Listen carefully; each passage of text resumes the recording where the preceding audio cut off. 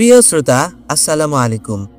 বুক sweet Mohiuddin চ্যানেলে আপনারা শুনছেন আবু তাহের মিসবাহ হাফিজাহুল্লাহ রচিত বাইতুল্লাহর মুসাদ্দির গ্রন্থটির অডিও বুক সিরিজ। আজ অষ্টম পর্ব। একদিন জিয়ারতের পর হযরতকে মনে হলো খুব খুশদিল। তখন সাহস করে জিজ্ঞাসা করলাম, হযরত, যখন আপনি দুরুদ ও সালাম পেশ করেন তখন আপনার দিলে কি হালত ও কাইফিয়াত পয়দা হয়? তিনি বললেন, আরে মিয়া, তখন তো হালত ও কাফিয়াতের কোনো এহসাসই দিলে থাকে না। তব তো দিল হি রুখসত হো জাতা হাই সিনে সে। দিল তো তখন রুখসত হয়ে যায় সিনার ভেতর থেকে। আমি জিজ্ঞাসা করলাম, হযরত, এটা কি সত্যি যে আল্লাহর কোনো বান্দা যখন দুরুদ ও সালাম পেশ করেন তখন তার জবাব শুনতে পান রওজা শরীফ থেকে? তিনি বললেন, অনেক ঘটনা কিতাবে আছে, এমনকি আল্লাহর খাস বান্দা যারা দুরুদ ও সালাম পেশ করার সময় ইশক ও মোহাব্বতের এমন উঁচা মাকামে পৌঁছে যান যে হাকিকি জিয়ারতও নসিব হয়ে যায়। এরপর তিনি বললেন, কিন্তু মিয়া, এসব চিন্তা লিপ্ত হওয়া ঠিক না। আসল কর্তব্য হলো জিয়ারতের যাবতীয় আদব রক্ষা করা এবং দিলের মধ্যে আজমত ও মোহাব্বতের ভাব পয়দা করা। তাহলেই জিয়ারতের হাকিকি ফায়দা ও রুহানিয়াত হাসিল হবে। আমি জিজ্ঞাসা করলাম, হযরত, আপনার জীবনের প্রথম জিয়ারতের কথা কি মনে আছে? তিনি বললেন, প্রত্যেক জিয়ারতকেই মনে হয় জীবনের প্রথম জিয়ারত। আসল কথা হলো ইশক ও মোহাব্বতের না ইবতেদা আছে, না ইন্তিহা আছে, শুধু তরকিব, নতুন নতুন মাকাম। আর প্রত্যেক মাকামে পৌঁছে মনে হবে এখান থেকেই শুরু, আগের সবকিছু যেন কিছুই না। আরেকটা কথা জিজ্ঞাসা করার খুব ইচ্ছা ছিল, হযরত কখনো রওজা শরীফ থেকে সালামের জবাব পেয়েছেন কিনা, কিন্তু সাহস হলো না। যদি নারাজ হন, যদি বলেন অপ্রয়োজনীয় চিন্তা ছেড়ে আসল কাজে মশগুল থাকো। একদিন রাতে মসজিদুল নবী থেকে ফিরে আসার পর হযরতের আরামের ইন্তেজাম করা হচ্ছিল। তখন বললেন, মিয়া আবু তাহের, সকালে আমাকে জান্নাতুল বাকিতে জিয়ারতের জন্য নিতে পারবানি? এটা ছিল ছোটদের সাথে হযরতের কথা বলার খাস আন্দাজ, যার সাথে কম বেশি সয় পরিচিত ছিল। অন্য সময় যেমন তেমনই পুরো সফরে দেখেছি সবার সঙ্গে তিনি এভাবেই কথা বলতেন, যেন আমরা তার সঙ্গে নই, তিনি আমাদের সঙ্গে। এই আদা ও আন্দাজ নিজের জীবনেও অনুসরণ করার বড় ইচ্ছে হয়, কিন্তু পারি না। এটা পারা যায় না নিজের ভেতরের আমিকে বিসর্জন দেওয়া ছাড়া। তাহাজ্জুদের সময় হযরত আমাদের ডেকে ডেকে তুললেন। অনেক কষ্টে চোখ মেলে উঠে বসলাম। বিছানো মুসল্লা দেখে বুঝলাম খুব কম সময় তিনি বিছানায় ছিলেন। আমাদের জাগিয়ে আবার তিনি মুসল্লায় দাঁড়ালেন। খুব কাছ থেকে মুগ্ধ দৃষ্টিতে তার নামাজ পড়া দেখতে থাকলাম। নামাজ পড়া তো নয়, যেন গোপন অভিসারে মিলিত হওয়া। সালাম ফিরিয়ে আমার মাথায় হাত বুলিয়ে তিনি এমন আদরের একটি শব্দ বললেন যে আমি আনন্দে আত্মহারা হলাম। হযরতকে এভাবে এত নিকট থেকে আর কখনো দেখিনি। আসলে সফর এবং বিশেষ করে হজের সফর অনেক বড় নিয়ামত। এ সময় সবার মাঝে অন্যরকম একটা নৈকট্য থাকে। অনেক বড়কেও তখন অনেক কাছের মনে হয়, যেন ইচ্ছে করলেই ধরা যায়, ছোঁয়া যায়। পুরো সফরে হযরতের যে নিকট সান্নিধ্য পেয়েছি এবং তাকে যত কাছের মনে হয়েছে, আগে বা পরে কখনো এমন মনে হয়নি। তবিয়তে কোনো জালাল ছিল না, ছিল শুধু জামাল আর জামাল। ইচ্ছে হতো কাছে, আরো কাছে যাই। মাঝে মধ্যে এমন আবদারও করি বসতাম, অন্য সময় যা কল্পনা করাও সম্ভব ছিল না। আরো আনন্দের কথা, কখনো কখনো হযরতও আবদার করতেন ঠিক শিশুর মতো। নিজেকে তখন মনে হতো বড় ভাগ্যবান। হায়, জীবনের এমন সুখ ও সৌভাগ্যের দিনগুলো স্মরণ করেই হয়তো বলা হয়, সাকাল্লাহু তিলকাল আইয়াম। জীবনের সেই মধুর দিনগুলোকে হে আল্লাহ তুমি শিশির সিক্ত করে রাখো। হে আল্লাহ, তুমি যদি জীবনের এইসব দিনরাত নিয়ে নাও আর ফিরিয়ে দাও তোমার ওই বান্দার পবিত্র সান্নিধ্যের অল্প কটি দিনরাত, নিজেকে সৌভাগ্যবান মনে করব। হায়, বড় মধুর দিনগুলো যেন শুকনো পাতা হয়ে ঝরে গেল জীবন বৃক্ষ থেকে। তার কিছুটাও যদি থেকে যায় আমল নামায়, আলহামদুলিল্লাহ। তাহাজ্জুদের আজানের বেশ আগে আমরা ৩-৪ জন হযরতের সঙ্গে রওনা হলাম। বলা উচিত হযরতের পেছনে রওনা হলাম। তাকে মনে হলো খুব তাজা দম, বেশ দ্রুত হাঁটছেন। এই হাঁটাই বলে দেয় ইনি এখন অজানা কোনো অভিসারের অভিসারী। একজন বৃদ্ধ কোন শক্তি বলে এভাবে হাঁটতে পারেন? সম্ভবত এটাকেই বলে মঞ্জিলের চম্বুক আকর্ষণ। আমাদের মতো যুবকদেরও কষ্ট হচ্ছিল তার পেছনে চলতে, অথচ তিনি বলেছিলেন আমরা তাকে সঙ্গে নিয়ে যাব। হযরতের পৌঁছার একটু আগে মসজিদের দরজা খোলা হয়েছে। বাবু সালাম দিয়ে প্রবেশ করে তিনি জিয়ারত করলেন। দিনের দৃশ্য থেকে সম্পূর্ণ ভিন্ন এখনকার দৃশ্য। জিয়ারতকারী সংখ্যায় খুব অল্প, নির্জন না হলেও নির্জনতার আত্মসমাহিত একটা পরিবেশ বিরাজমান। অপূর্ব এক পুলক অনুভূত হলো ভেতরে, যেন শোনা গেল একটি সাদর আহ্বান, এসো এসো, সালাম নিবেদন করো। শাফাআতের আরজি পেশ করো, রহমতের নবীর দয়া ও করুণা ছায়া গ্রহণ করো। দিনে ছিল অদ্ভুত এক ত্রস্ততা, এখন অপূর্ব এক প্রশান্তি ও স্থিরতা। দাঁড়াও, আদবের সঙ্গে দাঁড়িয়ে থাকো, এখন কেউ তোমাকে বলবে না সরে যেতে। মনের যত আকুতি, হৃদয়ের যত ব্যথা বেদনা বলে যাও নবীর আশ্রয়, অশ্রুর ভাষায়, নীরবে অশ্রুর ভাষায়। প্রতি ফোঁটা অশ্রু এখানে মুক্তার চেয়েও মূল্যবান। তোমার প্রেমহীন অশ্রুর হয়তো কোনো মূল্য নেই, কিন্তু যুগ যুগের অসংখ্য আশিকানের চোখ থেকে ঝরা অশ্রুর সঙ্গে মিশে গিয়ে তোমারও অশ্রু হয়ে যাবে মূল্যবান। হযরত বলেছিলেন, প্রতিটি জিয়ারতকে মনে হবে নতুন ভাবের, নতুন অনুভবের এবং নতুন স্বাদ ও নতুন প্রাপ্তির। আজ রাতের নির্জনতার জিয়ারতে তার সে কথা অত্যন্ত সত্য হয়ে উদ্ভাসিত হলো আমার সামনে। হৃদয় মন আপ্লুত হলো অন্যরকম এক আত্মিক প্রশান্তিতে। জিয়ারতের পর হযরত রওজাতুম মিন রিয়াজিল জান্নাতে দাখিল হলেন। সেখানে তখন সত্যি সত্যি এক জান্নাতি পরিবেশ। এদিকে জিকিরের, ওদিকে তালাওয়াতের মধুর গুঞ্জন। এখানে দোয়া ও মোনাজাতের, ওখানে কান্না ও রোনাজারির অনুচ্ছ ধ্বনি। অন্তর এমনিতেই পবিত্র হয়ে ওঠে, হৃদয় আপনাতেই বিগলিত হয়ে যায়। এরকম সুমধুর গুঞ্জনই হয়তো থাকবে জান্নাতে, হৃদয় ও আত্মার আনন্দ যা শতগুণ বাড়িয়ে দেবে। উসওয়াতুনা আবুল বাবার কাছে হযরতের জায়গা হয়ে গেল। 2-3 জন সরে গিয়ে ইকরামের সঙ্গে তাকে জায়গা করে দিল। পুরো সফরে বহুবার দেখেছি এ দৃশ্য। মক্কায়, মদিনায়, মিনায়, আরাফায় কেউ তাকে চেনে না, আপনাতেই যেন তাদের অন্তরে তার প্রতি ইকরাম ও মোহাব্বতের জাজবা পয়দা হয়ে যায়। হজের পর শুক্রবারের ঘটনা। জুমার অপেক্ষায় হারামের উম্মে হানিতে হযরত বসে আছেন। এমন সময় তার বের হয়ে আসার প্রয়োজন হলো। ভাবলাম ভিতরে আর জায়গা পাওয়া যাবে না। জরুরত থেকে ফারিগ হয়ে যখন ফেরা হলো তখন খুতবা শুরু হতে বেশি বাকি নেই। কিন্তু আশ্চর্য, সবাই নিজ থেকে এমনভাবে পথ করে দিল যে হযরত স্বাচ্ছন্দ্যে ফিরে এলেন ঠিক আগের জায়গায়। এমনই হয়, আসমানে যখন কোনো বান্দার প্রতি মোহাব্বতের ফায়সালা হয়, তখন জমিনওয়ালাদের দিলেও তার প্রতি মোহাব্বত ঢেলে দেওয়া হয়। ফিরে আসি আগের কথায়। রওজাতুল জান্নাহ সম্পর্কে হযরত অনেক কথা বললেন। প্রায় সব কথাই জানা কথা। আমাদের তো আর জানার অভাব নেই, অভাব শুধু ভাবের। আল্লাহর প্যারা হাবিব বলেছেন, আমার ঘরের এবং মিম্বারের মাঝে যা, তা জান্নাতের বাগিচাসমূহের একটি বাগিচা। এই হাদিস জানতাম, অনেকবার পড়েছি, শুনেছি, কিন্তু আজ স্বয়ং রওজাতুল জান্নায় বসে হযরতের পাক জবানে এই হাদিসের স্বাদ ও লাজ্জাতি মনে হলো অন্যরকম। রওজাতুল জান্নার হাদিস যেন জান্নাতের খোঁজ খবরের হাদিস। মহান সাহাবী হযরত আবুল বাবার তাওবার ঘটনা তিনি এমনভাবে বর্ণনা করলেন, পুরো ঘটনা যেন জীবন্ত হয়ে উঠল। কল্পনার চোখে যেন দেখতে পেলাম হযরত আবুল বাবা নিজেকে বেঁধে রেখেছেন খুঁটির সঙ্গে। একসময় তওবা কবুল হলো এবং তার কোমরের বাঁধন খুলে দেওয়া হলো। হযরত তখন উসওয়াতুনাল হান্নানার ঘটনা বললেন। আল্লাহর নবীর বিচ্ছেদ ব্যথায় উসওয়াতানুল হান্নানা কিভাবে কাঁদলো এবং আল্লাহ নবী মিম্বর থেকে নেমে এসে কিভাবে সান্ত্বনা দিলেন। তখন নিজের অজান্তে উসওয়ানাতুল হান্নানার দিকে প্রেমপূর্ণ দৃষ্টিতে তাকালাম আর ভাবলাম, তাহলে তো এই মানব জীবনের চেয়ে ওই জড়জীবন অনেক বেশি সৌভাগ্যের। একটি কাষ্ঠখণ্ড নবীর বিরহে কাঁদে। তোমার অন্তর যদি না কাঁদে মদিনার জন্য, নবীর জিয়ারতের জন্য, তাহলে কি মূল্য আছে এমন জীবনের? পাথরের পাহাড় ভালোবেসে আল্লাহর নবীকে। তোমার হৃদয় যদি ভালোবাসতে না পারে, তোমার দিলে যদি মোহাব্বত না থাকে, তাহলে কি মূল্য এমন মৃত হৃদয়ের, এমন মুর্দা দিলের? কি বললে তুমি? আশিকে রাসূল? তোমার দিলে আছে ইশকে নবী, তোমার হৃদয়ে বয়ে যায় নবীর প্রতি প্রেম ও ভালোবাসার ঝর্ণাধারা, তাহলে তোমার ঘরে, তোমার পরিবারে এবং তোমার জীবনে নেই কেন সুন্নতের ছায়া? নবীর সুন্নত তোমার চোখের সামনে মিটে যায়, অথচ তুমি নির্লিপ্ত, তোমার দিলে লাগে না চোট। নবুয়তের উপর হামলা আসে, জামানার মুসাইলামা উল্লাস করে, আর তুমি নির্বিকার, তোমার হাতে ঝলসে ওঠে না তলোয়ার। তারপরও তুমি আশিকে রাসূল হওয়ার দাবিদার। ইশক ও মোহাব্বতের এ কেমন দাবি তোমার? আমার প্রেম ও ভালোবাসার প্রমাণ কি শুধু মুখের ও স্লোগান? শোনো বন্ধু, ইশক ও মোহাব্বত এবং প্রেম ও ভালোবাসার দাবি হলো আনুগত্য। আমি যাকে ভালোবাসবো, জীবনের সর্বক্ষেত্রে তাকে অনুসরণ করব। তার প্রতিটি আচরণ এবং উচ্চারণ আমি চাইবো আমার মাঝে যেন ঘটে এর পূর্ণ প্রতিফলন। আমার উঠা বসা, চলাফেরা ও আহার নিদ্রা সবকিছু যেন হয় তার মতো। যুগে যুগে প্রেমের জগতে এটাই হয়েছে এবং হতে থাকবে।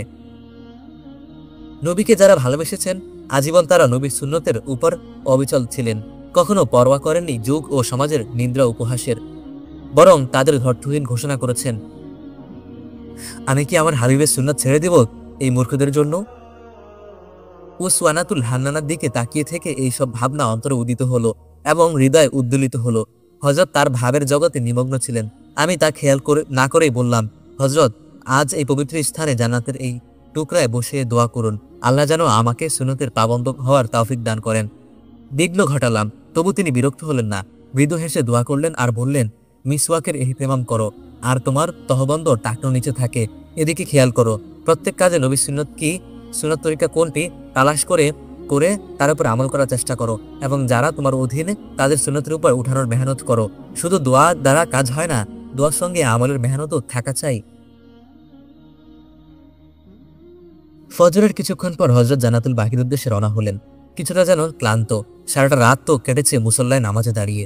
আমরা বললাম, আজ না হয় থাক, ঘরে গিয়ে একটু বিশ্রাম করুন। তিনি বললেন, আমাকে বুড়ো মনে করেছো তোমরা? আমার শরীর বুড়া, কিন্তু দিল জোয়ান, আসো আমার পেছনে পেছনে। আসলে ক্লান্তি ছিল আমাদের জোয়ানদের, বুড়োকে দেওয়া পরামর্শটা ছিল নিছক কৌশল। কিন্তু হযরত আমাদের জোয়ানের উপর দয়া না করে সতেজ পদক্ষেপে চলতে লাগলেন। আমরা শুধু তাকিয়ে তাকিয়ে দেখলাম বার্ধক্যের যৌবন কাকে বলে। জান্নাতুল বাকি হলো মদিনার প্রাচীনতম কবরস্থান। নবুয়তের যুগে আকারে ছোট ছিল, ক্রমসম্প্রসারিত হয়ে বর্তমান আয়তন লাভ করেছে। রমাদানে দেখেছি মাঝে অনেক বাড়িঘর ছিল, এখন ভেঙে প্রায় সমান করে ফেলা হয়েছে। দূর থেকেই দেখা যায় প্রাচীর ঘেরা জান্নাতুল বাকি, সম্ভবত 3টি প্রবেশ পথ। আমরা প্রবেশ করলাম মসজিদে নববীর দিকের প্রবেশপথ দিয়ে। জান্নাতুল বাকির পুরো এলাকায় অবাক দৃশ্য। ইরান ও অন্যান্য এলাকায় শিয়া হাজিরা এখানে সেখানে তাঁবু টানিয়ে দিনরাত বাস করে। এমনিতে তারা বেশ স্বাভাবিক, কথা বলছে, চা কফির কাপে চুমুক দিচ্ছে, হাসি আনন্দ করছে। কিন্তু নবীকন্যা হযরত ফাতিমা রাদিয়াল্লাহু তাআলা আনহু এবং অন্যান্য আহলে বাইতের কবরের সামনে গিয়ে শুরু হয় অদ্ভুত আচরণ। কেউ মাটিতে গড়াগড়ি যায়, কেউ কবরের উপর সিজদায় মতো পড়ে থাকে। তাদের পার্সি বিলাপগুলো যদ্দূর বোঝা গেল তাতে শিরক সুস্পষ্ট। সাউদি পুলিশ ও মুয়াল্লিক নরমে গরমে সব রকমে তাদের নিবৃত্ত করার চেষ্টায় গলদ ঘর্ম। কিন্তু কে শোনে কার কথা, কে মানে কার উপদেশ? আমার মনে হয় সাউদিদের বিদাত ও প্রতিরোধের প্রচেষ্টা বিফলে যাওয়ার কারণ একদিকে যেমন ভাষাগত, অন্যদিকে তেমনই মনস্তাত্ত্বিক। যদি ফার্সি ভাষায় পারদর্শী একদল চৌকস লোককে নিযুক্ত করা হতো, যারা হিকমত ও প্রজ্ঞার সাথে তাদের বুঝাতেন, তাহলে এই উত্তম প্রচেষ্টা অবশ্যই উত্তম ফল দান করত। একদিন এক শিক্ষিত ইরানিকে টুটা ফাটা ফার্সি জবানে বললাম, দেখো, কারবালার ঘটনা যেমন তোমাদের কাছে তেমনি আমাদের কাছেও হৃদয় বিদারক। আহলে বাইতের প্রতি মোহাব্বত আমাদেরও ইমানের দাবি, তবে শোক ও ভালোবাসা দুটোই হতে হবে শরীয়তসম্মত। উহুদের শহীদানের প্রতি আল্লাহ নবী শোক প্রকাশ করেছেন, কিন্তু কিভাবে? মদিনার নারীদের তিনি চাচা হামদার শোকে বিলাপ করতে নিষেধ করেছিলেন। ভাঙ্গা ভাঙ্গা পার্সিতে যা বললাম তাতেই ভদ্রলোক বেশ নমনীয় হলেন। জান্নাতুল বাকি হযরতের অতি পরিচিত এবং এখানকার বাসিন্দাদের সঙ্গে তার নিবিড় সম্পর্ক। হযরত হেঁটে হেঁটে জিয়ারত করলেন এবং প্রসিদ্ধ কবরগুলোর পরিচয় বললেন।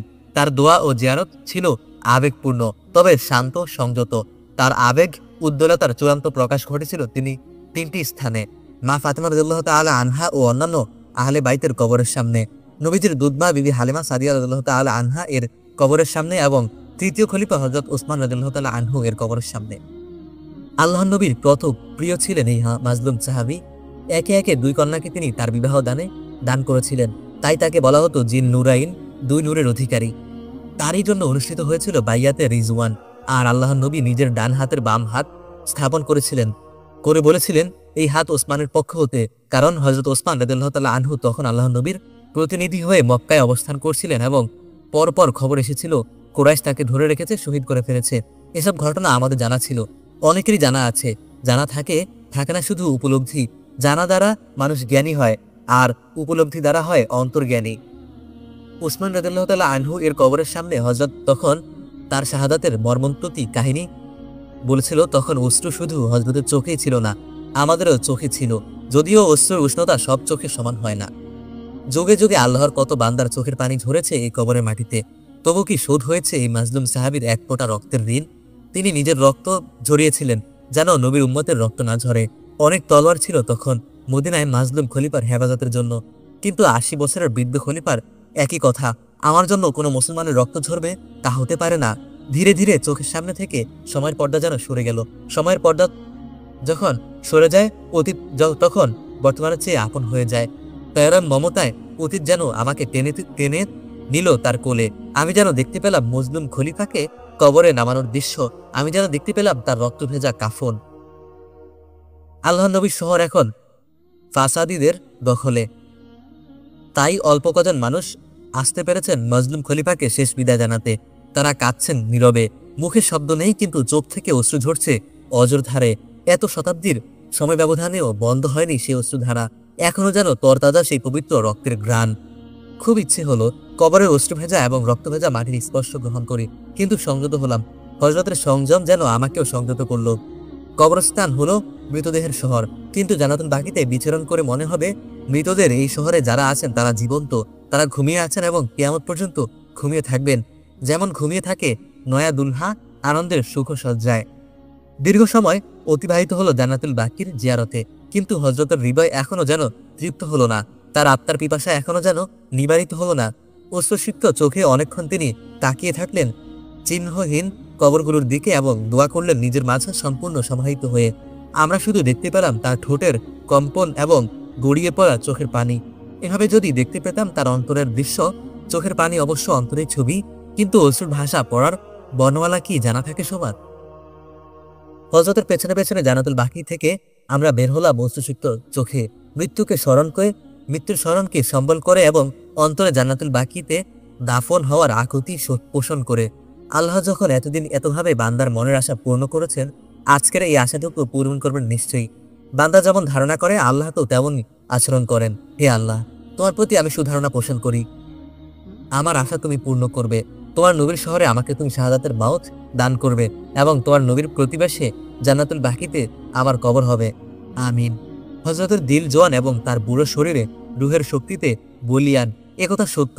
তারপরে তিনি বেশ ক্লান্ত ছিলেন। একটি গাড়ি ঠিক করে হযরতের দুই সাহেবজাদা তাকে নিয়ে মুসাফিরখানায় চলে গেলেন। আজ এতদিন পর এই সফরখানা লিখতে বসে মনে পড়ল হযরত একদিন চানমিয়া সদাগর মুসাফিরখানায় বসে বলেছিলেন, দুনিয়ায় এই বিরাট মুসাফিরখানায় রয়েছে ছোট্ট ছোট্ট মুসাফিরখানা। জন্ম থেকে মৃত্যু পর্যন্ত পুরো জীবনটাই তো মুসাফিরের জীবন, কিন্তু আমরা বড় গাফিল মুসাফির। হযরত চলে গেলেন মুসাফিরখানায়। আমি কিছুক্ষণ বসে থাকলাম জান্নাতুল বাকির দেওয়ালের ছায়ায়। বড় ভালো লাগছিল মৃতদের শহরের ছায়ায় এই নিঃসঙ্গ সময়টুকু, কিন্তু না, আমাকে উঠতেই হলো, কারণ জীবনের অনিবার্য উপদ্রব এই যে তুমি যত গভীর তত্ত্ব কথাই ভাবো এবং যত সুন্দর কবিতায় লেখো, সময় মতো ক্ষুধা ও পিপাসা তোমাকে পেরেশান করবেই, কারণ তুমি জড়দেহের মানুষ এবং তোমার মধ্যভাগে রয়েছে উদর নামের একটা গহ্বর। খাদ্য ও পানীয় হচ্ছে তোমার শরীরের জ্বালানি, এটা তোমাকে সরবরাহ করে যেতেই হবে, কি ঢাকায় কি মক্কা মদিনায়। ঘটনা এখানেই শেষ নয়, পরবর্তী উপসর্গটি আরো ভয়াবহ এবং তা থেকেও তোমার মুক্তি নেই, কারণ তুমি গন্দম খাওয়া আদমের বেটা। সুতরাং এটা কোনো সমস্যা নয়, কিন্তু আমি সমস্যায় পড়ে গেলাম, কারণ উপদ্রব ও উপসর্গ এ দুটো দুর্বলতা একসঙ্গে হানা দিল, আর সঙ্গত কারণেই তারটিব রক্ষা করা সম্ভব হলো না। প্রথমে খাদ্য পরবর্তী উপসর্গ থেকে মুক্ত হলাম, তারপর শূন্য উদরে খাদ্য জ্বালানি সরবরাহ করলাম। উদর যে পরিমাণ পূর্ণ হলো, পকেটে সেই পরিমাণ শূন্য হলো। এটা প্রকৃতির বিধান, ত্যাগ ছাড়া ভোগ সম্ভব নয়। যখনই আমরা ত্যাগ ছাড়া ভোগে প্রবৃত্ত হই, জীবনের অশান্তি দেখা দেয়। নাস্তার পর নিজেকে বেশ তাজাদম মনে হলো। রমাদানে হাতে সময় ছিল না, তাই ইচ্ছে থাকলেও মদিনার পথে পথে বিচরণ করার সুযোগ ছিল না। অথচ আমার স্বপ্ন ছিল মদিনার পথে পথে এবং অলিতে গলিতে ঘুরে বেড়াবো, কারণ এ শহরের ধূলিকণায় জড়িয়ে আছে আনসার মুহাজির সাহাবা কেরামের পদ স্পর্শ। এখানে পথের ধুলায় খেলা করেছেন মা ফাতিমার কলিজার টুকরা পেয়ারা নবীর চোখের মণি ইমাম হাসান হুসাইন। এই মদিনার পথের ধুলো কতবার উড়েছে ঘোর শাওর মুজাহিদিনের আসা যাওয়ায়। হয়তো তুমি বলবে, এখন কোথায় সেই সব স্মৃতি চিহ্ন মদিনায়? আমি বলবো, সময়ের প্রাচীর অতিক্রম করো, বর্তমানের স্থূল বন্ধন ছিন্ন করে অতীতের পদে যাত্রা করো। তুমি খুঁজে পাবে সব স্মৃতিচিহ্ন, তুমি দেখতে পাবে নবীর মদিনার সব দৃশ্য। ওই যে মাঠে ছেলেরা খেলা করছে, ছোটাছুটি করছে, বর্তমানের চোখে যদি দেখো এরা আজকের মদিনার শিশু, আর যদি অতীতের চোখে তাকাও তাহলে এদেরই মাঝে তুমি দেখতে পাবে সে যুগের মদিনার শিশুদের ছবি। একটি ছেলে তার নামের শেষে বলল, আল আনসারি। আচ্ছা বলো তো, এই ছেলেটার মাঝে তুমি কি দেখতে পাও? না মুয়াজ না আফরার, কিন্তু সামুরা ও জুন্দিরের ছবি। কিংবা তোমার কি মনে পড়ে না সেই এতিম দুই বালকের কথা, যারা মসজিদে নববীর জন্য আল্লাহর নবীকে দান করতে চেয়েছিল তাদের এক টুকরো জমি? আল্লাহর শুকর, মদিনার পথে পথে আমি কিন্তু দেখতে পেয়েছি সে যুগের সোনার মদিনাকে। এখানে সেখানে কাঁচা পাকা ঘর, মাঝে মাঝে খেজুর বাগান এবং মিষ্টি পানির কূপ। আধুনিক পণ্য সম্ভারে সুসজ্জিত আজকের মদিনার বাজারে আমি দেখতে পেয়েছি সে যুগের মদিনার বাজার, যেখানে বিক্রেতা লাভ করেন এবং ক্রেতা লাভবান হন, যেখানে দোকানদার বিক্রি করেন এবং তেলাওয়াত করেন, যেখানে খরিদ্দার খরিদ করেন এবং জিকির করেন। আমার প্রিয় ভাই, মদিনা জিয়ারতে গিয়ে সাবধান, বর্তমানের ধাঁধায় হারিয়ে যেও না। আসমান ছোঁয়া ইমারত ও দালান কোঠায় বিভ্রান্ত হয়েও না। দোকানে দোকানে সাজানো পণ্য সম্ভার ও স্বর্ণালঙ্কার দেখে ভুলে যেও না, তোমার লক্ষ্য আজকের মদিনা নয়, অতীতের মদিনা। বাইরের চোখ বন্ধ করে ভেতরের চোখ খুলে দেখো, সময়ের পর্দা সরে যাবে এবং অতীতের রাজপথ ধরে তুমি পৌঁছে যাবে নুরানি যুগের নূরের মদিনায়।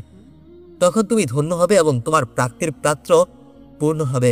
এই যে বারবার বলছি সময়ের ব্যবধান অতিক্রম করে বর্তমান থেকে অতীতে ফিরে যাওয়ার কথা, এটা কিন্তু আমার নিজের কথা নয়, এটা শুধু বড়দের কথা, বন্ধুদের কাছে পৌঁছে দেওয়া। এক আরব দাম্পতি সম্ভবত প্রয়োজনীয় কেনাকাটার জন্য এসেছে, কিন্তু মানুষ থাকে প্রথম দর্শনেই। তাদের সম্পর্ক মন সাক্ষ্য দেয় এরা মানুষ। এখানেও আমার মন সাক্ষ্য দিল এবং নিজের অজান্তেই এগিয়ে গেলাম। সালাম দিয়ে জিজ্ঞাসা করলাম, আপনি কি মদিনার বাসিন্দা? তিনি অবাক চোখে তাকিয়ে বললেন, হ্যাঁ, আমি আউস গোত্রের শাখার লোক। 34 শ্রেণীর উপরে আমার দাদা হলেন রাদিয়াল্লাহু তাআলা আনহু। আমি রোমাঞ্চিত হলাম, শ্রদ্ধায় অভিভূত দৃষ্টিতে তাকে নতুন করে দেখলাম। কোলের শিশুটিকে দেখিয়ে অনুনয়ের স্বরে বললাম, আমি কি রাদিয়াল্লাহু তাআলা আনহু এর 35তম বংশধরদের একটু কোলে নিতে পারি? তিনি মৃদু হেসে বললেন, অবশ্যই। হৃদয়ের সবটুকু স্নেহ দ্বারা সিক্ত করে শিশুটিকে কোলে নিলাম। আবার আবার আমি কোলে শিশুটিকে আশ্রয় করে অতীতের কোলে ফিরে গেলাম। এই শিশুটি তো সে যুগের মদিনার ওই সকল শিশুদেরই প্রতিনিধি যারা তাদের শৈশবে আল্লাহর রাসূলকে দেখেছে। এমনকি হয়তো হয়তো মদিনায় নতুন শিশুকে তো বরকতের জন্য আল্লাহর নবীর কাছে আনা হতো, আর তিনি খেজুর চিবিয়ে পবিত্র থুতু মিশিয়ে শিশুটির মুখে দিতেন। এই শিশুটি তো ওই সকল ভাগ্যবান শিশুরই প্রতিনিধি। আমি তার মাথায় মখমল চুলে আলতো করে হাত বুলিয়ে ওই শিশুটির স্পর্শ অনুভবের চেষ্টা করলাম। আমি শিশুটির মাথায় ঘ্রাণ নিলাম। কে জানে, হয়তো এরকমই ছিল তাদের মাথার ঘ্রাণ। মন চাইছিল তাকে কিছু দান করি, কিন্তু কি দেব আমি? কি দিতে পারে মদিনার এক গরিব মুসাফির? শিশুটির রক্তের কাছে হৃদয়ের সবটুকু মিনতি নিবেদন করে গভীর আবেগে তার পোলা পরাঙ্গা গালে শুধু একটা কোমল চুম্বন এঁকে দিলাম। ফুলের মতো সুন্দর শিশুটি অবাক চোখে আমার দিকে তাকিয়ে আছে। আশ্চর্য, কোন শিশুর চোখের চাউনি হতে পারে এমন মায়াকাড়া? কিন্তু সে চোখের তারায় এবার আমি অতীতের ছায়া দেখতে পেলাম না, বরং আমার চোখের সামনে ভেসে উঠল আমার শিশু কন্যার ছবি। মদিনার শিশুর মুখবয়াবে সুদূর বাংলাদেশের কোনো শিশুর মুখচ্ছবি। কি আশ্চর্য মধুর অনুভূতি যে জেগেছিল তখন আমার মনে! এমন দুর্লভ অনুভূতির মুহূর্ত জীবনে বারবার আসে না। যখন আসে হৃদয় থেকে কখনো তা মুছে যায় না। সুখের এবং সৌভাগ্যের স্মৃতি হয়ে যায় চিরকাল। মদিনা ইসলামী বিশ্ববিদ্যালয়ের শিক্ষক এই নম্র, বিনয়ী ও স্মিতভাষী মানুষটির সঙ্গে পথের সামান্য কথা থেকে গভীর অন্তরঙ্গতা হয়ে গেল। তার নাম শায়খ আসিম বিন আব্দুল জাব্বার। তিনি তার পরিচয় বিতাকা এগিয়ে দিয়ে বললেন, তোমার বিশুদ্ধ ভাষা এবং আরবীয় উচ্চারণ সত্যি আমাকে মুগ্ধ করেছে। বিশুদ্ধ আরবি ভাষা তো এখন খোদ আরবদের মাঝেই আজনবী হয়ে গেছে। তুমি যদি আমাদের বাড়িতে আসো তাহলে আমার বৃদ্ধ পিতা খুশি হবেন। আমি বললাম, এই আন্তরিকতার জন্য তোমাকে জাযাকাল্লাহ, কিন্তু আমি আমার শায়েখের সঙ্গে এসেছি, তার অনুমতি ছাড়া কোথাও যেতে পারি না। তিনি বললেন, তোমাদের মুসাফিরখানা আমি চিনি। ইনশাআল্লাহ আগামীকাল আমি তোমার শায়েখের সঙ্গে দেখা করতে যাব এবং দোয়া নিতে যাব, আর তাকেও আব্বার পক্ষ হতে দাওয়াত দেব। আশা করি মদিনার মেজবানকে তিনি নিরাশ করবেন না। শায়েখ আসিম ও তার স্ত্রী একটু দূরে তাদের গাড়িতে উঠলেন। আমি মায়াভরা দৃষ্টিতে কোলে শিশুদের দিকে তাকিয়ে থাকলাম। গাড়ি দৃষ্টির আড়ালে চলে গেল। একজন মদিনার সঙ্গে ও আকস্মিক শুভ পরিচয়। হৃদয় তাতে খুবই আপ্লুত হলো। আল্লাহর শুকর আদায় করলাম এবং ধীরে ধীরে মসজিদে নববীর দিকে রওনা হলাম। জোহরের সময় হয়ে গেছে। নামাজের জন্য প্রস্তুত হয়ে মসজিদে প্রবেশ করলাম। হযরত যেখানে বসেন সেখানে হাজির হলাম। মানুষ আসতে শুরু করেছে। সামনের খোলা চত্বর খালি। রোদের কারণে এখনো কেউ সেখানে বসেনি। একটু পরে সেটাও পূর্ণ হয়ে যাবে। হযরতের কাছে শুনেছি তুর্কিদের আমলে মসজিদ তৈরি করার সময় এই চত্বরে খেজুর বাগান ছিল এবং সুপেয় পানির কূপ ছিল। পরে বাগান কেটে ফেলা হয় এবং কূপটি বন্ধ করে দেওয়া হয়। সেই খেজুর বাগান এবং সেই পানির কূপ কল্পনার চোখে দেখতে চেষ্টা করলাম। নবীজির জামানায়ও এই বাগান ও কূপ বিদ্যমান ছিল এবং তিনি তার পানি পান করেছেন। কত ভালো হতো এখনো যদি ওই বাগানে খেজুর হতো, এখনো যদি এই কূপ থেকে পানি উঠত। সময় বড় নির্মম, হাতে সবকিছু মুছে দিতে চায়। অতীতের সঙ্গে সম্পর্ক জুড়ে রাখতে উম্মতকে এখন সময়ের প্রাচীর অতিক্রম করা শিখতে হবে। অতীত তো আর ফিরে আসবে না। বর্তমান থেকে আমাদেরই যেতে হবে অতীতের কাছে। এই আকুতি আমাদের সামনে বারবার তুলে ধরেছেন হযরত আলী মিয়া তার কলমের কালিতে। আজীবন আমি তার প্রতি কৃতজ্ঞ থাকব, আর কিছু না হোক শুধু এই লেখার জন্য। উফুদুল উম্মাহ বাইনা ইয়াদাই নাবিয়া, নবীর দরবারে উম্মাহর প্রতিনিধি দল। কৃতজ্ঞ থাকবো, কারণ এই আশ্চর্য লেখাটির মাধ্যমে তিনি দেখিয়েছেন অতীতের কাছে ফিরে যাওয়ার আলোকিত পথ। সাউদি আমলে তৈরি মসজিদের এই অংশ সাহাবা কেরামের বসতি ছিল। মসজিদের পড়োশী হওয়ার জন্য সবারই আকাঙ্ক্ষা হতো মসজিদের নিকটে বাড়ি করার।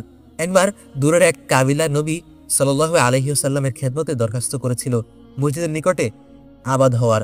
আল্লাহ নবী তাদের বলেছিলেন, যেখানে আছো সেখানেই থাকো, কারণ মসজিদে আসার পথে প্রতিটি পদক্ষেপ তোমাদের জন্য আজর ও সাওয়াব লেখা হয়। আল্লাহ নবীর উপদেশ তারা অম্লান বদনে মেনে নিয়েছিলেন। তারা শিখেছিলেন নবীর ইচ্ছার সামনে আত্ম আকাঙ্ক্ষাকে হাসি মুখে কোরবান করতে। প্রতি বছর লাখ লাখ আশিকানের রাসূল এখানে এই মসজিদে আসেন। তারা যদি এই মহান শিক্ষাটুকু এখান থেকে নিয়ে যেতে পারেন, কত যে ভালো হয়। জীবনের অঙ্গনের প্রতিটি কর্মে আমার ইচ্ছায় নয়, আমি চলবো আল্লাহ ও তার রাসূলের ইচ্ছায়। তাহলে তো মুসলিম উম্মার জীবন চিত্রই পরিবর্তিত হয়ে যেত। অন্যের কথা ভাবছি, আমি নিজেও কি তা পেরেছি? হে আল্লাহ, তৌফিক দাও আমাকে এবং সবাইকে, যারা এসেছে তাদেরকে, যারা আসবে তাদেরকে এবং যারা আসতে চাইবে তাদেরকে। তন্ময় হয়ে তাকিয়েছিলাম সবুজ গম্বুজের পানে। যত দেখি তত যেন পিপাসা বাড়ে, মধুর এক পিপাসা। সারা জীবন তাকিয়ে থাকো, তবু যেন আশা মিটবে না, তবু যেন পিপাসা দূর হবে না। আমি জানি ওই সবুজ এবং গম্বুজ, তার সঙ্গে নেই শরীয়তের কোনো যোগসূত্র, তবু কেন হৃদয়কে তা এমন অতিভুক্ত করে? কিভাবে কলবকে তা এমন সজীবতা দান করে? এরই নাম কি ইশক ও মুহাব্বত এবং প্রেম ও ভালোবাসা? সবুজ কি আমার ভালোবাসা, না শুধু ভালো লাগা? জানি না। ভালোবাসা না হোক, শুধু ভালো লাগাও যদি হয়, আমাদের মতো দুর্ভাগাদের জন্য সেও তো অনেক পাওয়া।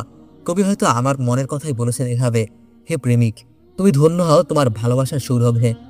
আমি বেঁচে থাকতে চাই একটু সামান্য ভালো লাগার গৌরবে।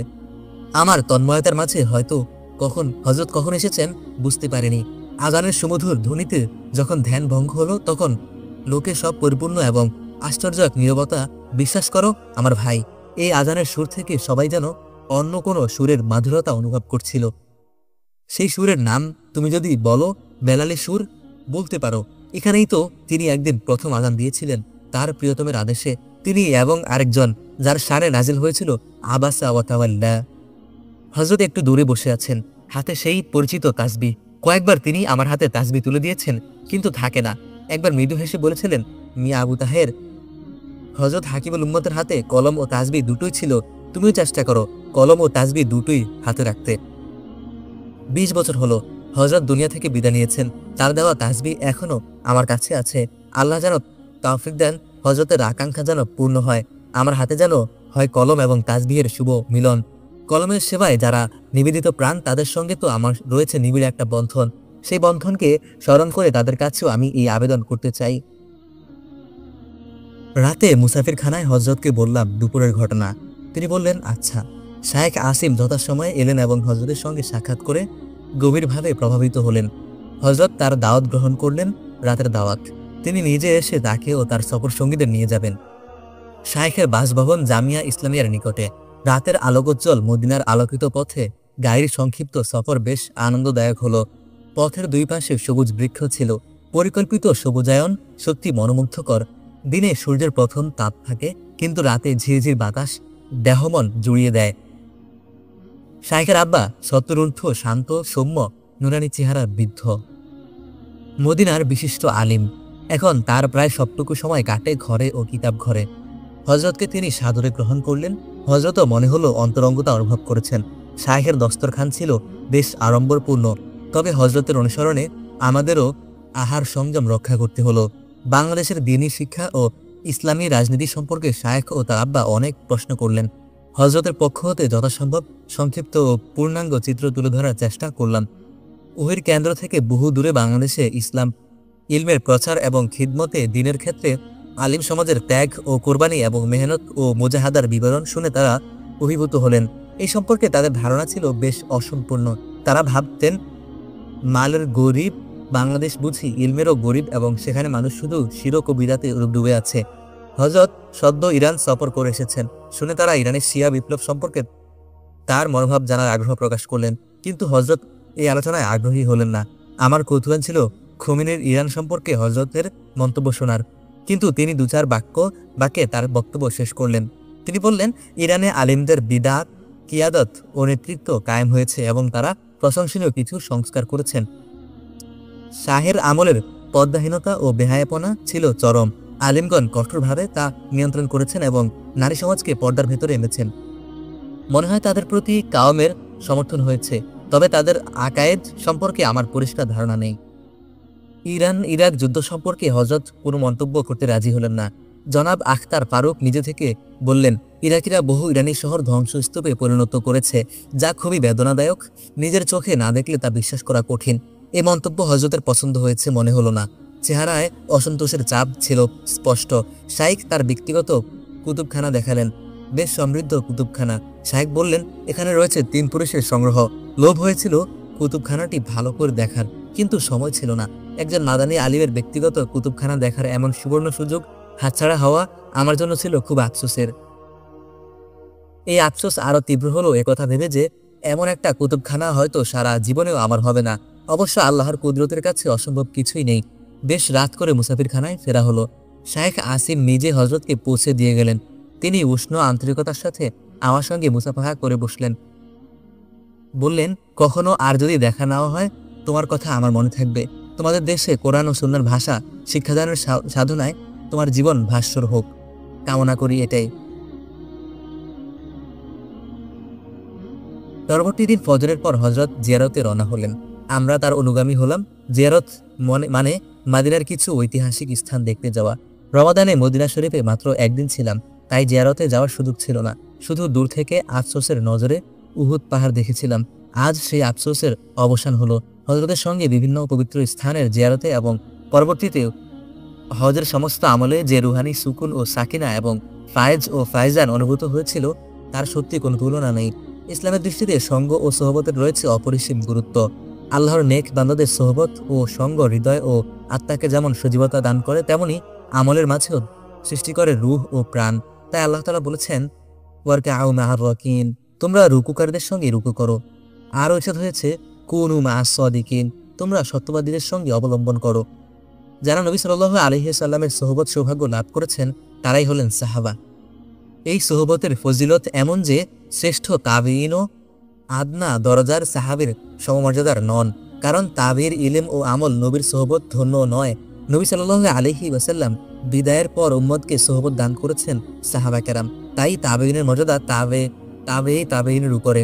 যুগ পরম্পরায় উম্মতকে এই সোহবত দান করে এসেছেন মদিনার ওয়ারিস উলামায়ে উম্মত। এই সোহবত ছাড়া না ঈমান পূর্ণতা লাভ করে, না আমলে সজীবতা আসে।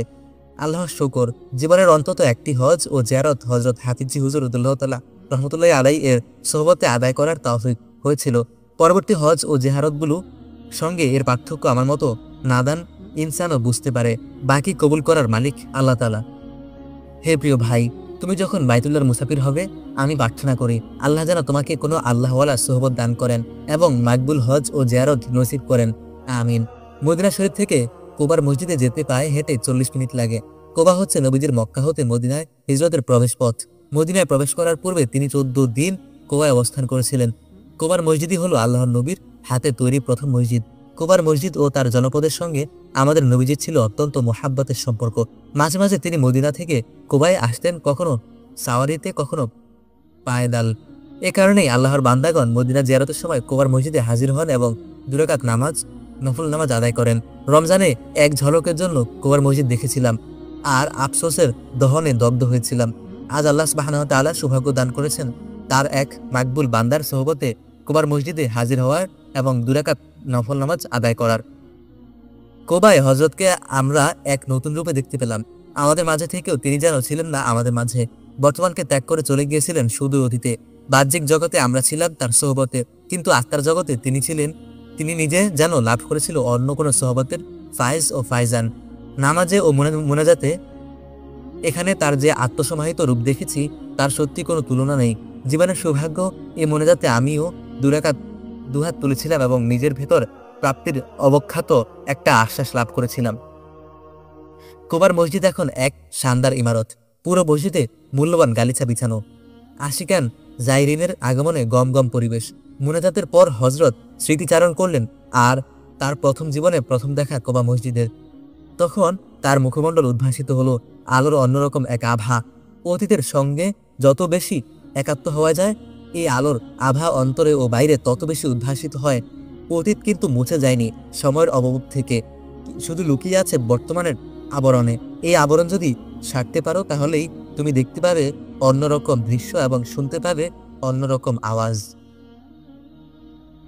ধীরে ধীরে এক মধুর স্বপ্ন আবেশ থেকে আমাদের হযরত যেন জাগ্রত হলেন এবং বর্তমানের মাঝে ফিরে এলেন। তিনি আমাদের দেখতে পেলেন এবং মৃদু মধুর একটা হাসি উপহার দিলেন। সেই পবিত্র হাসিতে মনে হলো আমাদেরও জন্য কিছু আশ্বাস ছিল। আমরা যে তার সঙ্গে, আমরা যে তার পিছনে। কোবার মসজিদে হযরত সেদিন নামাজ পড়েছেন, মোনাজাত করেছেন এবং অশ্রু বর্ষণ করেছেন। আমারও নামাজ পড়েছি, মোনাজাত করেছি এবং আমাদেরও চোখ অশ্রু বঞ্চিত ছিল না। কিন্তু এবং এই কিন্তুটুকুই হলো এক বিশাল মরুভূমি, যার এক প্রান্তে আমরা, অন্য প্রান্তে তিনি। এই মরুভূমি পাড়ি দিয়ে আমাদেরও যেতে হবে অন্য প্রান্তে, অন্তত চেষ্টা তো করতে হবে। কিন্তু বড় গাফেল, বড় দুর্ভাগা আমরা। এরপর দুই কিবলার মসজিদ। এখানে 2 রাকাত নামাজ পড়ার আগে হযরত কিছু কথা বললেন। খোলাসা হলো, এখানে আসা সুন্নতের অন্তর্ভুক্ত নয়, তবে নিষেধও নয়। কিন্তু উদ্দেশ্য ঠিক রাখতে হবে যে কেন আমরা এই মসজিদে আসি, কি শিক্ষা এখান থেকে আমরা নিতে চাই। প্রথমে কিবলা চিহ্নিত স্থানটি দেখিয়ে হযরত বললেন, তখন বাইতুল মুকাদ্দাস ছিল মুসলমানদের কিবলা। সাহাবা কেরাম এখানে ইমামের পেছনে বাইতুল মুকাদ্দাস অভিমুখে নামাজ আদায় করেছিলেন। সেই অবস্থায় কিবলা পরিবর্তনের আয়াত নাজিল হওয়ায় খবর এসে পৌঁছল। বলা হলো, বাইতুল মুকাদ্দাসের পরিবর্তে বাইতুল্লাহকে কিবলারূপে গ্রহণ করো। এরপর কোনো প্রশ্ন নয় কোনো দ্বিধা সংশয়। নামাজের মাঝেই তারা কিবলা পরিবর্তন করলেন এবং বাকি নামাজ কাবামুখী হয়ে আদায় করলেন। আর কিছু নয়, শুধু আল্লাহর নবীর দূত এসে খবর দিয়েছেন। এই যে আল্লাহ ও তার রাসূলের আদেশের সামনে পূর্ণ তাসলিম, সেই স্মৃতিকে স্মরণ করার জন্যই এখানে আমাদের আশা। জিন্দেগির সকল ক্ষেত্রে ইতাআত ও আনুগত্যের এই জজবা এখান থেকে আমরা নিতে চাই। মোটামুটি এই ছিল হযরতের বক্তব্য। এরপর আমরা 2 রাকাত নামাজ পড়লাম, মোনাজাত করলাম এবং নতুন এক প্রেরণায় অনুপ্রাণিত হয়ে উহুদের উদ্দেশ্যে রওনা হলাম। এখানে এবং কোবার মসজিদে বিশাল খেজুর বাগান ছিল, ছায়া ঘেরা বড় শান্ত পরিবেশ ছিল। মদিনার খেজুর বাগানের প্রতি কবির কবিতায় উচ্ছ্বাস দেখেছি, সেই কবিতা আবৃত্তি করে নিজেও উচ্ছ্বসিত হয়েছি। কিন্তু ছায়া ঘেরা খেজুর বাগান যে মনকে এমনভাবে টানে, হৃদয়কে এভাবে বিগলিত করে, তা আমার জানা ছিল না। মন চাইছিল খেজুর বাগানের শীতল ছায়ায় কিছুক্ষণ বসি। কে জানে আর কখনো আসা হবে কিনা এখানে, এই খেজুর বাগানের সান্নিধ্যে। কিন্তু সময় ও সুযোগ ছিল নিয়ন্ত্রিত, তাই মনের ইচ্ছাকে মনেই কবর দিয়ে রওনা হলাম হযরতের সঙ্গে। এরকম অনেক কবর আছে আমার মনের মাটিতে। উহুদ পাহাড়ের কোল ঘেঁষে গাড়ি থামলো। হযরত গাড়ি থেকে নামলেন। এখন এখানে জনপদ গড়ে উঠেছে, তখন জনবসতি ছিল না, ছিল শুধু উহুদ পর্বত এবং উহুদ প্রান্তর। সেই প্রান্তর যেখানে যুদ্ধের সাজে আল্লাহর নবী হাজির হয়েছিলেন 700 জানবাজ সাহাবাকে সঙ্গে নিয়ে। কেন? শিরক ও কুফরের বিরুদ্ধে লড়াই করার জন্য, দুনিয়াতে আল্লাহর দিনকে কিয়ামত পর্যন্ত জিন্দা করার জন্য। আজ 1400 বছর পর আমরা হাজির হয়েছি উহুদ প্রান্তরে আরামদায়ক গাড়িতে করে। কেন? এই কেন এর জবাব কি আছে আমার কাছে? না, কোনো জবাব নেই। তবে আমার ভেতর থেকে যেন একটা আওয়াজ এলো, জিজ্ঞাসা করো তোমার হযরতকে। এখানে একটা ছোট্ট মসজিদ আছে। হযরত প্রথমে সেখানে 2 রাকাত আদায় করলেন। আমি জিজ্ঞাসা করলাম, হযরত, উহুদের ময়দানে আমরা কেন এসেছি? প্রশ্ন শুনে তিনি আমার দিকে তাকালেন। তার দৃষ্টি থেকে স্নেহ ঝরে ঝরে পড়ছিল। তিনি বললেন, উহুদের ময়দানে আমরা আসছি শহীদানে উহুদের পিছনের কাতারে শামিল হওয়ার জন্য। তা দমে জিন্দেগি, ঈমান ও কুফরের জিহাদে সাবিত কদম থাকার বাইয়াত গ্রহণের জন্য এবং আমাদের মুর্দা দিলে শাহাদাতের তামান্না আবার জিন্দা করার জন্য। শহীদানে উহুদের কবরগুলো এখন দেওয়াল থেকে দিয়ে ঘেরাও করা, ভেতরে যাওয়ার সুযোগ নেই। দূর থেকে হযরতের সঙ্গে আমরাও জিয়ারত করলাম। এখানে শুয়ে আছেন নবীজির প্রিয় চাচা সাইয়্যিদ শুহাদা আবু হামজা রাদিয়াল্লাহু তাআলা আনহু। আজ এতদিন পর সেদিনের অনুভূতি লিখতে বসে আমার বুক কাঁপছে, হাতও কাঁপছে, আমার কলমও কাঁপছে। হৃদয়ের ক্ষত থেকে তখন তো রক্ত ঝরছিল। শব্দে ভাষা কি জখমি দিলের বেদনা ধারণ করতে পারে? কলমের কালিতে কি রক্তের গ্রাণ আসতে পারে? দাঁড়িয়ে দাঁড়িয়ে ভাবছিলাম, এখানে আজ এসেছি দর্শক হয়ে, অথচ একদিন এখানে হক বাতিলের মাঝে ঘোরতর যুদ্ধ হয়েছিল। আল্লাহর নবীর দিকে ঝাঁকে ঝাঁকে তীর ছুটে এসেছিল। এখানে এই মাটিতে আল্লাহর নবীর রক্ত ঝরেছিল, দান দান শহীদ হয়েছিল। এখানে এই মাটিতে আমার প্যারা নবী পড়ে গিয়েছিলেন জখমি হয়ে। উহুদের প্রান্তরে আমরা আজ দর্শক, কিন্তু সেদিন এখানে শহীদানের সর্দার নবীর চাচা হযরত হামজা রাদিয়াল্লাহু তাআলা আনহু এর বুক চিরে কলজে বের করা হয়েছিল এবং সে দৃশ্য আল্লাহর নবীকে দেখতে হয়েছিল। কেমন কষ্ট হয়েছিল সেদিন আমার প্যারা নবীর। হায়, কি মুর্দা দিল নিয়ে এসেছি এখানে, এই পবিত্র ভূমিতে। অন্তরে কেন ব্যথার ঢেউ জাগে না? হৃদয় থেকে কেন রক্ত ঝরে না? এই শহীদানে উহুদের কোরবানি ও শাহাদাতের পথ ধরেই তো ইসলাম পৌঁছেছে আমাদের কাছে। এখন কি দুনিয়াতে ঈমান ও কুফরের মোকাবেলা নেই? এখন কি জিন্দেগির ময়দানে হক ও বাতিলের লড়াই নেই? সেই ময়দানে কোথায় শহীদানে উহুদের উত্তরসূরিরা? এখানে এই মাটিতে একদিন ইতিহাস তৈরি হয়েছিল, শাহাদাত ও কোরবানির ইতিহাস। 700 জানবাজ সাহাবার মাথার উপর 3000 তলোয়ার ঝলসে ওঠার ইতিহাস। সাহাবা কেরাম এখানে ইতিহাস তৈরি করেছেন। সেই ইতিহাস আমরা লিখি এবং পড়ি। একটু রক্ত সিঞ্চন করে ইতিহাসকে প্রাণ দিতে পারি না, তবু দাবি করি আমরা তাদের উত্তরসূরি। আকাশের সূর্য সেদিনও এখানে ছিল। কি দেখেছিল সে এখানে সেদিন? তালহার বীরত্ব, আলীর শৌর্য, আবু দোজানের বিক্রম, ওয়াহশির হিংস্রতা, হিন্দার পৈশাসিক উল্লাস। নূরের ফেরেশতারা আকাশ থেকেই তো নেমে এসেছিল এখানে তাকে গোসল দিতে, যিনি বাসর সজ্জা থেকে ছুটে এসেছিলেন জিহাদের ময়দানে। হে জাবালে উহুদ, তুমি তো আজও দাঁড়িয়ে আছো সেই ইতিহাসের সাক্ষী হয়ে। তোমার পেছনে থেকেই এসেছিল জান্নাতের খুশবু। বলো না হে প্রিয় উহুদ, কি দেখেছিলে সেদিন তুমি? আবু জামহের লাশ বহন করতে কেন অস্বীকার করেছিলে? ওঠ, তুমি কি আল্লাহর কাছে প্রার্থনা করেছিলে যেন এখানে তোমারই ছায়ায় শুয়ে থাকেন তিনি? তুমি কি দেখেছিলে আল্লাহ নবীর জন্য জান কোরবান করার সেই সব দুর্লভ দৃশ্য? তুমি কি দেখেছিলে সেই পুণ্যবতী সাহাবিয়াকে? ভাই, স্বামী ও পুত্রের শাহাদাতের খবর শুনেও যার মুখে শুধু একটি ব্যাকুল প্রশ্ন ছিল, আল্লাহ নবী কেমন আছেন? তারপর আল্লাহ নবীকে দেখে বলেছিলেন, ইয়া রাসূলুল্লাহ, আপনাকে দেখার পর আমার কোনো দুঃখ নেই, কোনো দুঃখ নেই। হে জাবালে উহুদ, আল্লাহ নবী তোমাকে ভালোবাসতেন, তুমিও ভালোবাসতে আল্লাহ নবীকে। সেই ভালোবাসার দোহাই, আমাকে বলো যা যা দেখেছ সেদিন। কিতাবের পাতা থেকে নয়, আমি শুনতে চাই তোমার মুখ থেকে। হয়তো তাতে আমারও কলবে ফায়দা হবে জিহাদের জজবা, শাহাদাতের তামান্না। কিতাবের পাতায় আছে শুধু ঘটনার বর্ণনা, তোমার কাছে আমি পেতে চাই ঘটনার মর্ম ও বেদনা। কিতাবের পাতা থেকে তো আসে না জান্নাতের খুশবু, আসে শুধু তোমার পেছন থেকে, এবং পায় শুধু তারা যারা ছুটে যায় তলোয়ার হাতে তলোয়ারের দিকে। হে জাবালে উহুদ, প্রতিজ্ঞা করছি আজীবন আমি জিহাদ করব সত্যের পক্ষে, আজীবন আমি লড়াই করব বাতিলের বিরুদ্ধে। তোমার পেছন থেকে আসা সেই খুশবুর একটুখানি ভাগ হওয়ার জন্য, ভাগ পাওয়ার জন্য। ভাবের জগতে তন্ময় ছিলাম, হৃদয় দুলছিল আবেগের দোলায়। হঠাৎ ভেসে এলো কান্নার আওয়াজ। কার কান্না? উহুদের কান্না।